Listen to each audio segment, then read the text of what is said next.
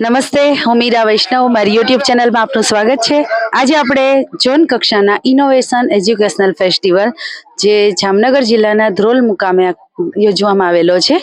અહીંયા આપણે એવા જ ઇનોવેટિવ શિક્ષક છે એમને મળીએ, એને સાયન્સમાં શું નવું ઇનોવેશન કરેલું છે એમાં મુખ્યથી સાંભળીએ અને કેવી રીતે શાળાએ એપ્લાય કરે છે.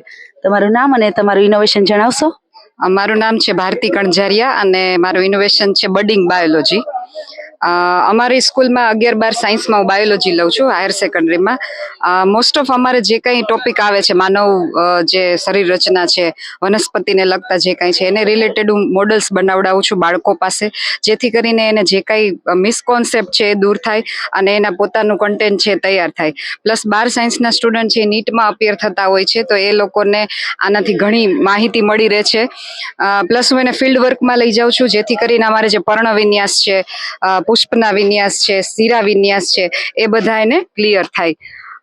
ત્યારબાદ મેં મારા ચેપ્ટર વાઇઝ યુટ્યુબ ચેનલ છે અમારી એજ્યુકેશન ઓન ધ વે, એના પર મારા ચેપ્ટર વાઇઝ જે રેકોર્ડ કરી અને મેં મારા વિડીયો મૂકેલા છે, તેનો પણ વિદ્યાર્થીઓ લાભ લે છે.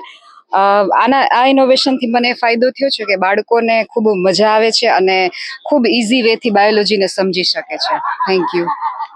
Thank you so much. બેને જોયું કે આપણે અહીંયા સરસ મજાના નવા મોડેલ જે એમના જ શાળાના બાળકોએ બનાવેલા છે, અને જો બાળકને આવી રીતે સરસ ફિલ્ડ વર્કમાં લઈ જવામાં આવે, સાથે સાથે આવું પ્રાયોગિકા માટેના અલગ અલગ મોડેલ બનાવવામાં આવે તો સરળતાથી એ બાયોલોજીનો કોન્સેપ્ટ ક્લિયર કરી શકે છે. Thank you so much.